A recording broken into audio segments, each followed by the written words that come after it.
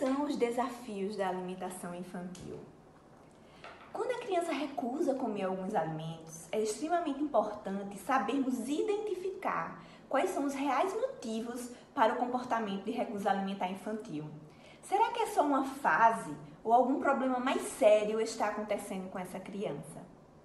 Algumas crianças podem sentir grande desconforto e dificuldade ao se alimentar, como dor ou até mesmo algum outro desconforto maior. Nesses casos, mesmo que a criança estando com muita fome, essa fome não será suficiente para que ela coma. Além disso, para crianças que têm problemas com a habilidade de se alimentar ou problemas orgânicos relacionados ao ato de comer, o apetite muitas vezes é suprimido ao longo do tempo, não respondendo corretamente ao apetite como um estímulo para comer uma quantidade adequada de alimentos. Mas essas crianças, gente, representam apenas 4 a 6% do total da população pediátrica. Então, o que é que significa? Significa que a maioria das crianças que sofrem com algum problema alimentar, na verdade, o que ela tem é um problema comportamental, que pode ser perfeitamente tratado e resolvido com atitudes e orientações adequadas, quando reconhecidos, é claro, por um profissional capacitado para tratar essa dificuldade alimentar. Então, mas afinal, o que pode ser considerado uma dificuldade? A neofobia. O que seria a neofobia alimentar? A neofobia, ela é definida como a rejeição de alimentos que são novos ou desconhecidos à criança. Pode acontecer com todos os onívoros. E acredita-se que esse tipo de resposta tem um papel importante para a nossa sobrevivência, nos protegendo, inclusive, de toxinas encontradas na natureza. A neofobia é um comportamento natural que pode acontecer a partir da introdução alimentar e perdurar aí pela infância. Ela pode ser resolvida tranquilamente através de múltiplas exposições do alimento à criança, né? E um outro problema também que é bem comum, a seletividade. Então, como é caracterizada essa seletividade? A seletividade ela é caracterizada pela recusa alimentar, pouco apetite e desinteresse pelo alimento. É um comportamento típico na fase pré-escolar, principalmente quando o ambiente familiar é desfavorável à educação alimentar. E pode ainda acentuar-se e permanecer até a adolescência ou até mesmo a vida adulta. Então, o que fazer diante de alguma dificuldade alimentar? Diante de qualquer dificuldade alimentar, seja por neofobia, seja por seletividade ou recusa alimentar extrema, é importante, antes de tudo, avaliarmos se a criança não possui realmente algum problema orgânico emocional que justifique essa dificuldade alimentar, né? Como dor ou desconforto ao se alimentar, como eu mencionei. Descartados esses problemas, é hora de investirmos em mudanças comportamentais. E como seriam essas mudanças comportamentais? Para que ocorra alguma mudança na alimentação, alguma mudança no comportamento alimentar, além da prática e experiência social positiva que a criança tem que ter em relação à alimentação, né? A criança precisa estar engajada no processo. É preciso despertar curiosidade e motivação para que ocorra a educação alimentar. É importante apresentar os alimentos de forma criativa, lúdica, afetiva e sensorialmente agradável para estimular o interesse e não forçar ou pressionar a criança para que ela coma. Não há aprendizado alimentar em um ambiente desfavorável, né? Em um ambiente de pressão, onde aquela família força para que a criança coma. Não há aprendizado também quando a criança está irritada ou com medo, sendo ameaçada a comer. Sob pressão, o nosso sistema límbico bloqueia a nossa aprendizagem e resolução de problemas. Então, se a criança ela come sob pressão, ela gera o registro de memórias negativas em relação ao alimento. Então, nós devemos sempre evitar castigos ou recompensas, né? Somente em um clima de segurança afetiva é que realmente o nosso cérebro funciona perfeitamente e abre caminho para o aprendizado.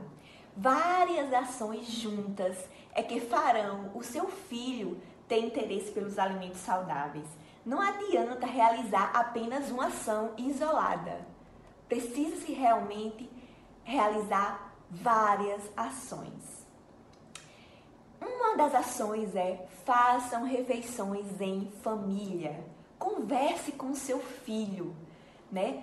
Durante as refeições, tenha aquele olho no olho. Fale realmente com seu filho. Ajude-o a criar memórias afetivas positivas em relação ao momento da refeição. Coloque a comida à vista para que sua criança possa ver os alimentos saudáveis ali dispostos na mesa, né? Ao seu alcance. A criança, ela aprende muito por imitação e exemplo. Então, consuma alimentos nutritivos na frente dela, né? Se você quer que a criança consuma alimentos nutritivos e tenha uma educação alimentar saudável, você precisa dar o exemplo. Dê autonomia para a criança se alimentar com as próprias mãos. Durante as refeições, a atenção de todos deve estar voltada para aquele momento, sem distrações, sem televisão, sem tablet, sem telefone. Faça do momento da refeição um momento sagrado, assim como era antigamente, na época dos nossos avós, dos nossos pais, todos se reuniam para comer junto. A nossa regulação de fome e saciedade, né? O controle de fome e saciedade da criança, ela é muito bem definida quando não há nenhum problema orgânico, né?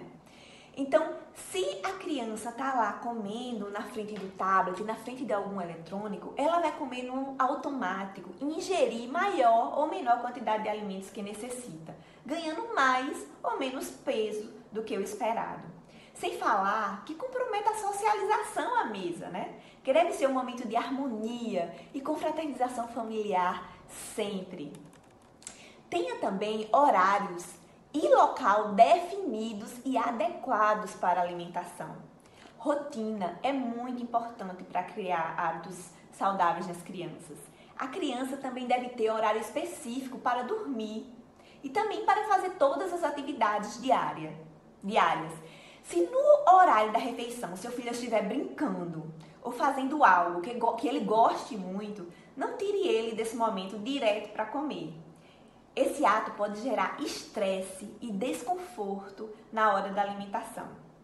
O melhor é sempre investir em uma atividade de transição para que a criança entenda que o horário da refeição chegou. Não comer de forma desregrada e muito espaçada também é muito importante, pois se a criança ficar com muita fome, ela ficará irritada e não haverá aprendizado alimentar nesse momento, né?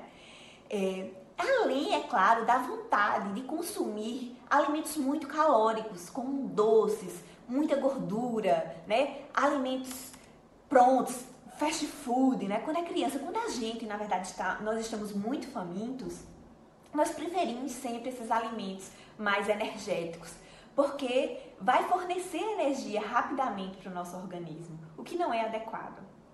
Por isso, precisamos educar o paladar das crianças e não permitir que elas façam essas escolhas equivocadas e tenham essas escolhas como hábito alimentar, né? Nós também precisamos identificar quais são os alimentos que a criança gosta, né? E relacionar suas características comuns para poder fazê-la aceitar um número maior de alimentos. E como fazer isso? Nós podemos identificar as características comuns como o sabor, a cor, o cheiro, a textura, a temperatura, né? Para que ela se sinta confortável com o novo alimento. Nós precisamos estimular os 5 sentidos da criança: o olfato, a visão, o tato, o paladar e a audição. A audição, sim, claro. Tem crianças que sentem-se confortáveis em comer crocante, por exemplo, e escutar aquele barulhinho crocante do alimento, né? Então, se for crocante a preferência alimentar do seu filho, você pode, inclusive, começar pelos alimentos crocantes. Mas como? Oferecer salgadinho? Não. A gente pode fazer, por exemplo, de um vegetal, como a beterraba ou como a batata doce, fazer chips de vegetais, né? Então, também nesse mesmo rol de alimentos crocantes, né? Pode se oferecer, por exemplo, as oleaginosas, que são naturalmente crocantes. Também depois de toda essa experiência, né, com os sentidos, comer vai se tornar um ato natural, vai se tornar um ato prazeroso para o seu filho. Não desista de oferecer alimentos que foram rejeitados anteriormente. Continue oferecendo de formas diferentes e criativas. É necessário apresentarmos o mesmo alimento várias vezes até termos certeza que a criança gosta ou não desse alimento. Se ela rejeitou batata doce cozida, por exemplo, apresente em outro momento em forma de purê, ou até mesmo tipo chips, como eu falei, na forma de pãozinho, um bolo de batata doce, brownie feito de batata doce. Há muitas receitas nutritivas feitas com batata doce, assim como com vários outros alimentos nutritivos. Quando a criança realmente apreciar aquela receita que foi feita, você encoraja, fale que na verdade ela gosta daquele alimento, né? Ela só precisava descobrir qual era a forma correta. Então, isso vai deixá-la feliz, vai deixá-la empoderada, né? Com vontade de viver outras experiências alimentares. Ela se sentirá muito confiante e motivada. Insira também a criança nas compras da sua casa, na preparação dos alimentos. Cozinhar com a criança, deixá-la colocar a mão na massa é muito interessante para a educação alimentar, para fazê-la se aproximar dos alimentos, né? Além de levá-la à feira, solicite também ajuda para guardar as compras em casa, solicite ajuda para fazer a salada, para cozinhar alimentos simples, né? Quando a criança ela escolhe a comida no mercado, por exemplo, ela participou desse processo, ela vai começar a entender a dinâmica que envolve a alimentação, né? Após a alimentação, você ainda pode pedir ajuda para que ela lave ou seque, né? Ou guarde os pratos, os copos, enfim, fazer algo que seja adequado para a idade dela, mas que ela participe ativamente do processo alimentar. Uma outra coisa interessante a se fazer com a criança, para que ela aumente o seu repertório alimentar, é brincar, né? Brincadeira com os alimentos. As brincadeiras são muito importantes em todo o processo. De acordo com a idade da sua criança, escolha entre alimentos que ela possa brincar com as mãos, que ela possa cheirar, que ela possa fazer também alguns carimbos com alimentos, quebra-cabeça, jogo de memória, brincar de adivinhar os alimentos com os olhos fechados, né? Utilizando o tato, o olfato. Se ela quiser também experimentar utilizando o paladar para tentar adivinhar qual é o alimento, né?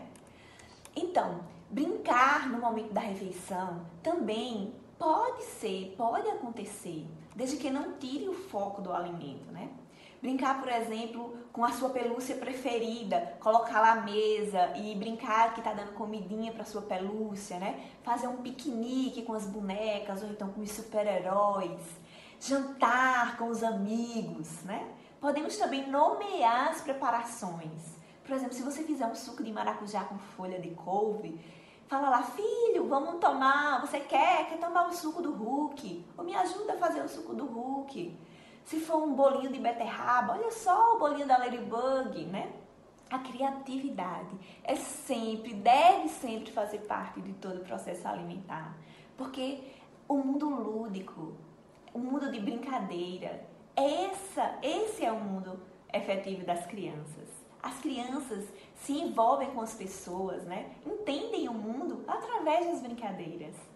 Estimule seu filho a experimentar novos alimentos sem necessariamente utilizar essa palavra. Pergunte se ele quer lamber, né?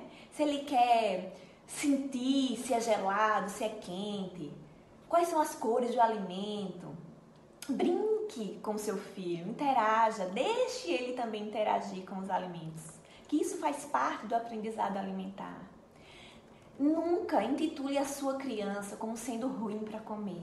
Nunca fale para os outros na frente dela, ele é muito ruim para comer, não come nada, só come besteiras. A criança, ela não pode escutar esse tipo de comentário.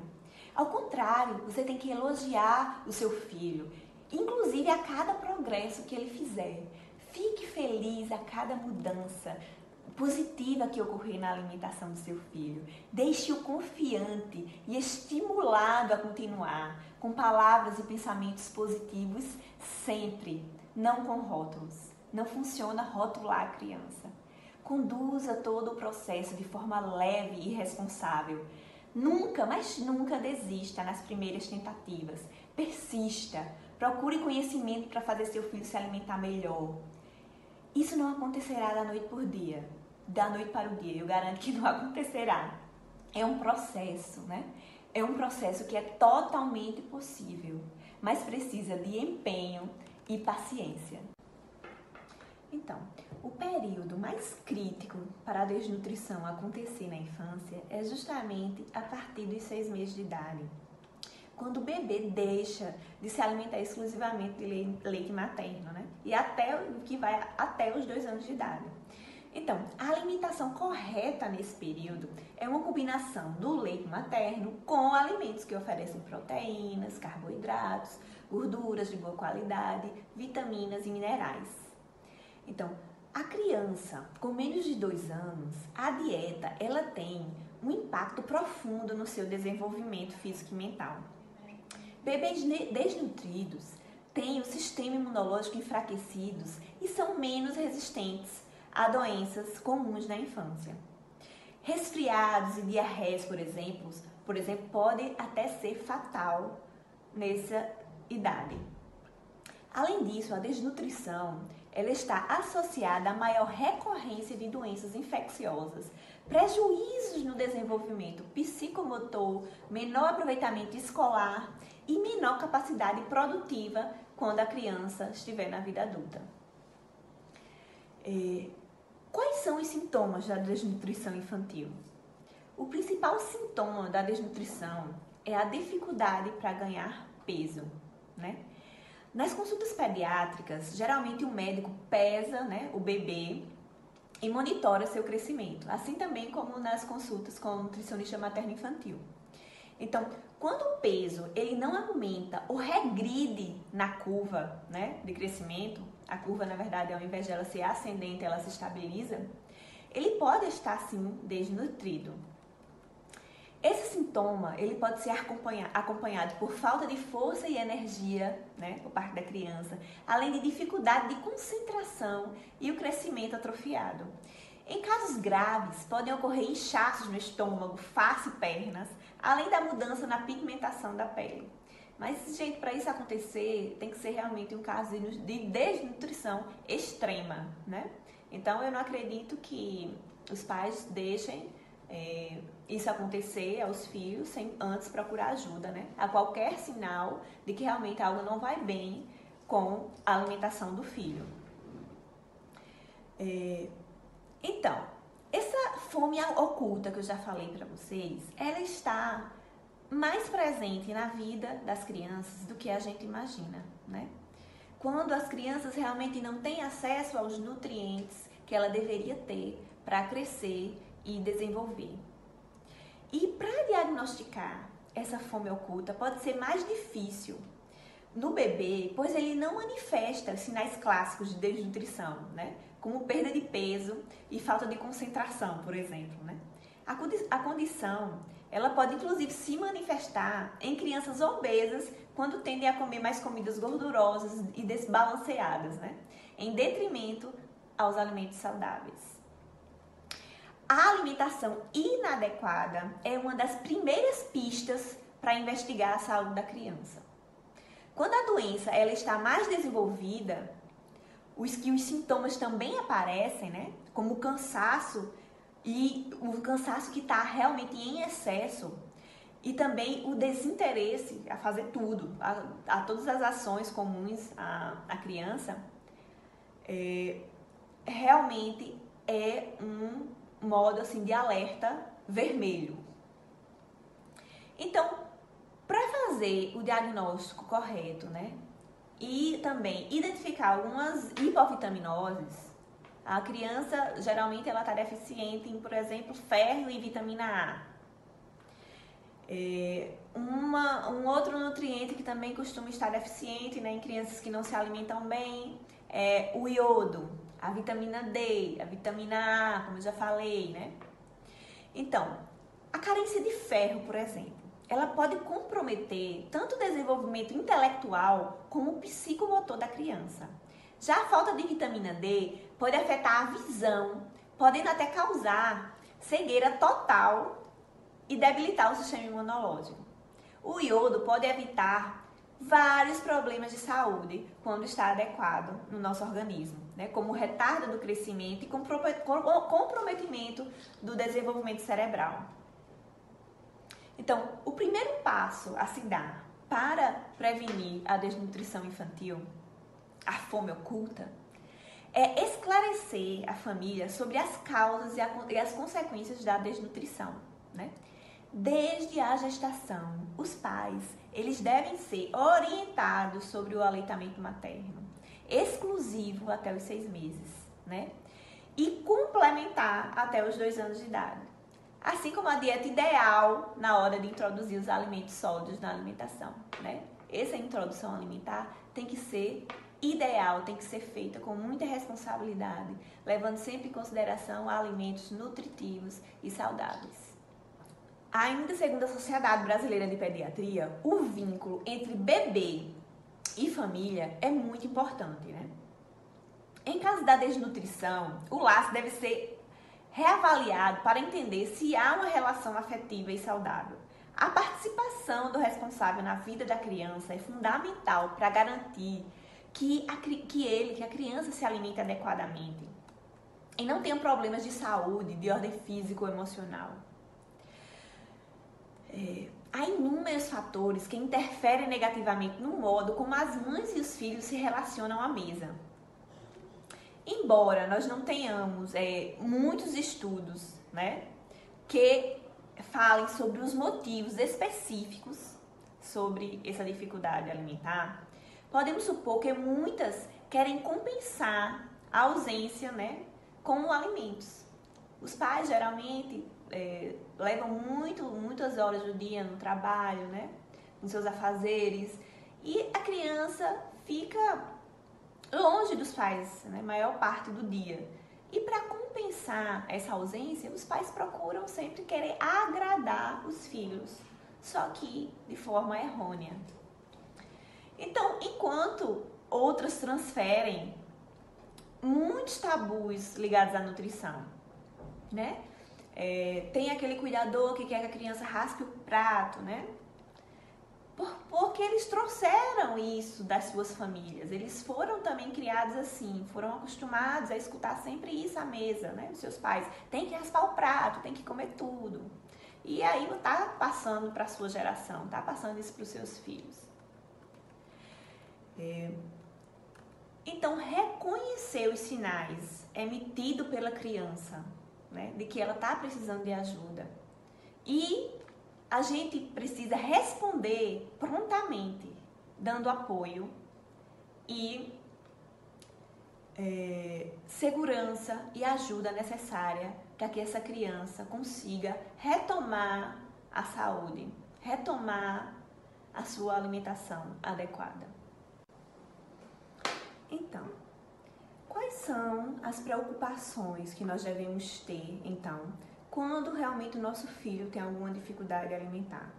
Nós devemos nos preocupar quando essa dificuldade ela não é bem diagnosticada, ela não é investigada para saber exatamente qual é a real causa, né?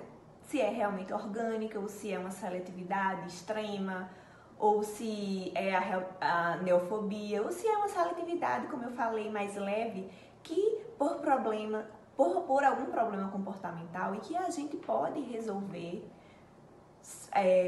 fazendo as ações corretas, né? Seguindo todos os passos de educação alimentar. Se a gente não conseguir fazer isso, o que é que pode acontecer com a nossa criança? Será que ela pode ficar desnutrida, né? Alguns pais podem falar, mas meu filho, ele aceita poucos alimentos, mas mesmo assim ele tá gordinho, o peso tá acima, né? Algumas outras já falam, não, ela não come quase nada e tá muito abaixo do peso. A pediatra já falou que ela precisa ganhar peso, né? Estabilizou, inclusive não tá mais nem crescendo. Então, quando é que a gente tem que se preocupar mesmo com a desnutrição infantil? Mas desnutrição, a desnutrição não só acontece, né, naqueles países subdesenvolvidos, né? O Brasil, graças a Deus, já está cada vez mais com índices de desnutrição caindo, né? Cada vez mais as nossas crianças já estão tendo acesso à comida, né? Mas ter acesso à comida não necessariamente significa que a criança está bem nutrida, né? E isso não só com a classe baixa, né?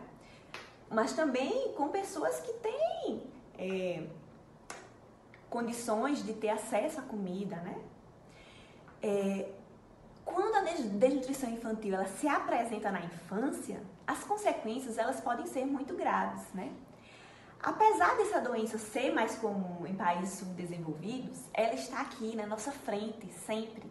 As nossas crianças que nós achamos que estão gordinhas, né? Que são que assim, não há como ela estar desnutrida, ela pode sim estar desnutrida.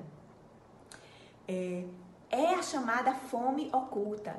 A criança tem acesso ao alimento, mas não tem acesso à quantidade significativa, à quantidade suficiente de nutrientes para nutrir as células, né? E por que isso acontece? Além da seletividade, do realmente não comer nada, como alguns pais dizem, a criança, ela não come nada nutritivo, né? Mas ela deve comer fast food, ela deve comer muitos alimentos industrializados, né? Que são riquíssimos em aditivos alimentares, corantes, substâncias que não acrescentam no nosso organismo, né? Que não nos dá nutrientes para nutrir as nossas células. Então, pais, preocupem-se sim com a alimentação dos filhos, né? Os nossos filhos, nós não precisamos somente preocupar em eles frequentarem boas escolas, né? Fazerem aulas de música, né? Artes marciais, né? Cursos de línguas. Até porque, se seu filho fizer isso tudo, se ele não tiver uma boa alimentação e nutrição, ele não vai desenvolver, né? Ter a performance, dar para você o que você tanto espera. A criança ela vai estar sempre mais cansada, a criança ela não vai conseguir alcançar o seu potencial que ela poderia alcançar se estivesse bem nutrida. Sem falar, é claro, das doenças. As doenças sim, né? A curto prazo pode acontecer dor de cabeça, a criança pode ser constipada, né? A criança pode ter resfriados, vários resfriados ao longo do ano. O sistema imunológico fica naturalmente mais deprimido na falta de nutrientes. E a longo prazo, né? Médio e longo prazo, né? A sua criança pode tornar-se um adolescente obeso, né? Ou um adolescente com problemas alimentares sérios, como anorexia, bulimia, enfim. Temos que investigar o todo da criança. A criança, ela pode também desenvolver, na fase adulta, um diabetes, né? Hipertensão, dislipidemias, problemas relacionados, problemas cardiorrespiratórios. Várias doenças crônicas podem acontecer com a criança que não come bem. Então, se você tem dúvidas, se você não sabe como começar, como agir para realizar as mudanças que são necessárias na alimentação do seu filho, procure ajuda. Procure ajuda especializada, né? Se empodere para poder fazer o melhor para o seu filho, sempre.